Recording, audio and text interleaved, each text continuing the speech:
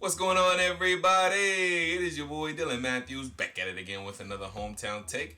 Today, you already know what's going on. I'm talking about the Atlanta Hawks. But before I get into some juicy news, make sure you like, make sure you comment, make sure you subscribe to the channel. So, like this video, comment your thoughts, subscribe to the channel. That's what I need you to do, and that's on period. All right, guys.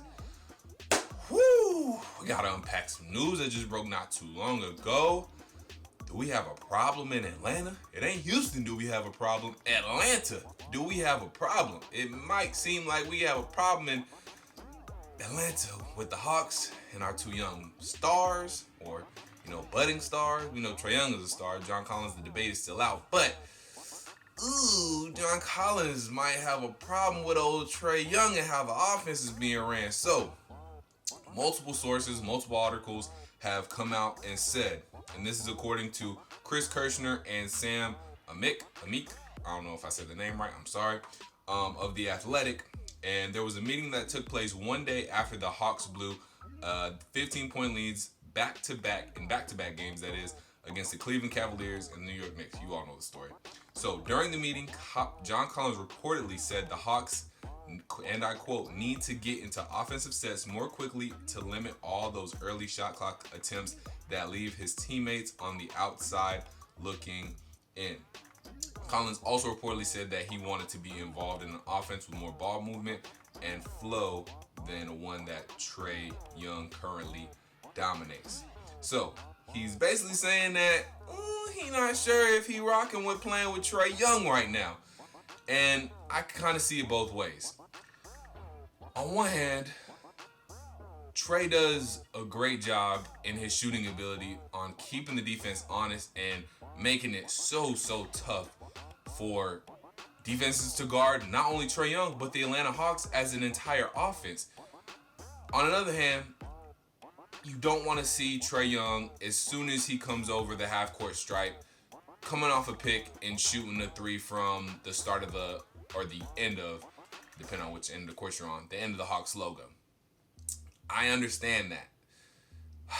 It's tough, y'all. It really is tough because on one hand, like I said, he can make those shots, and that's not a good shot for certain players, but for Trae Young, that's not a bad shot because he can make it, and we've seen him make it on a consistent basis. So, do I want to see him shooting from close to the logo every time coming off a pick with 14, 15, 16 seconds left in the shot clock? I don't want to see that every possession, of course, but every once in a while, I'm not going to say it's necessarily a bad thing. Now, if he misses 2 or 3 in a row, then okay, yes, I'm on the side of John Collins. I do want to see more ball movement. I do want to see John Collins more involved on the inside because that's one thing that seems like it has hurt us this season is points in the paint. Doesn't seem like we've had that many points in the paint. I mean, we saw it against New York in that one of those 15-point blown leads.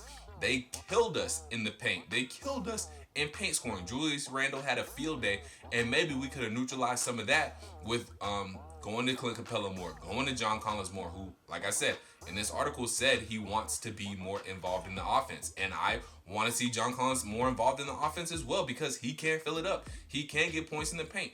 He can shoot a nice little jumper.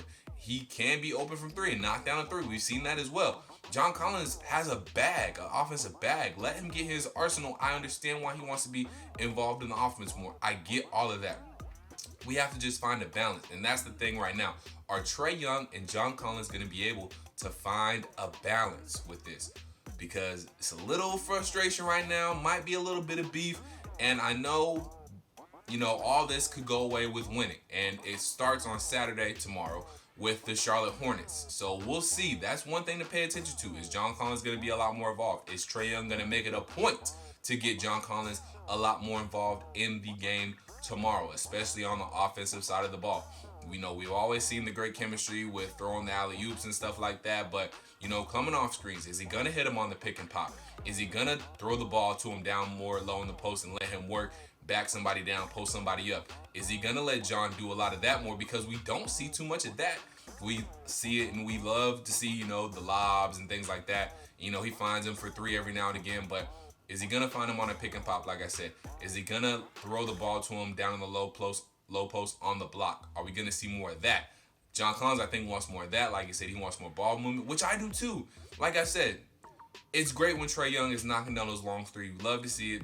he gets the oohs and ahs and things like that. But Trae had to do a lot of that last year because he didn't have the weapons like he has now. But now, with DeAndre Hunter looking like a most improved player of the year candidate, with Cam Reddish, I know he's had a rough past couple of games, but he is looking to be more consistent. With Kevin Huerter looking like he's coming along. With Bogey Bogdanovic now. You know, when we get Danilo Gallinari back, and when we saw Danilo Gallinari early on in the season, he can hit shots.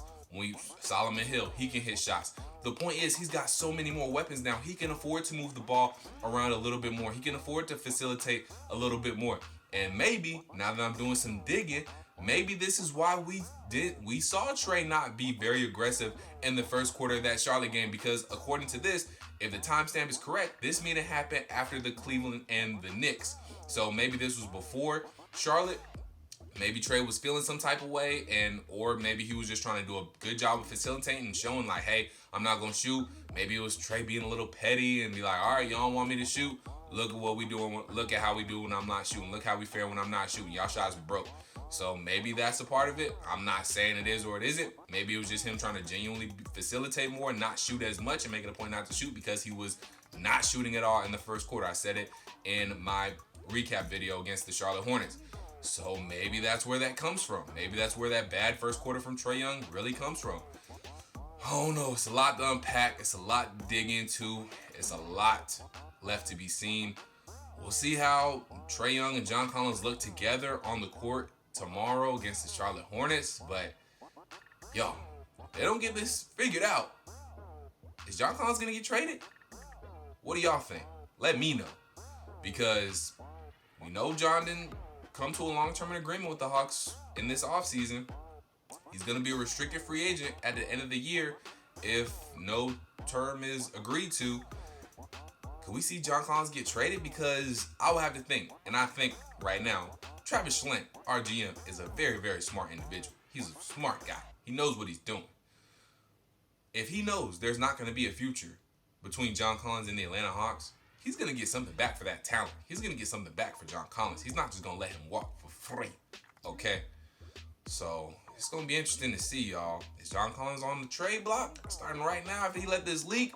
Because I was talking to my girl, Symone, before this, and she was making a good point. You know, these are conversations, if you're John Collins, that you have in-house. These are conversations that you have with Trae Young in-house, in practice, during the film study. These aren't necessarily conversations you let leak out to the media. And with that, and with this story getting out, maybe John Collins is trying to, you know, push out that he doesn't necessarily want to play with Trae Young anymore. Maybe he's trying to push out that he does want to be traded. So is John Collins on the move? We'll find out. Y'all let me know. Again, like this video, comment your thoughts, subscribe to the channel. Let me know what you think. Lastly, real quick, to break it all down, again, I see it both ways. I know why Trae comes off those picks and shoots those shots. You got to keep the defense honest, but again, we don't want to see too many of those, especially if he's not hitting them. And even if he is, we don't want to see them every possession. I understand John Collins wants to get into the sets. Move the ball around a little bit more. Use all the weapons that we have. Let the offense work. Let the ball touch every player's hand. Let John Collins get more involved. Put him in some post-up situations. Let him run some pick and pop. He's better than just catching alley-oops. He's better than that. So I understand that side of it, and I understand Trae, you know, wanting to be aggressive and get his team off to a hot start. I want to see that too. We saw when Trae wasn't aggressive in the first quarter what our team looked like. So I can see it both ways. But again, let me know what you guys think. Comment your thoughts. Make sure you subscribe to the channel, most importantly. And until I talk to you guys next time, I hope there's not a problem in Atlanta, y'all. Peace.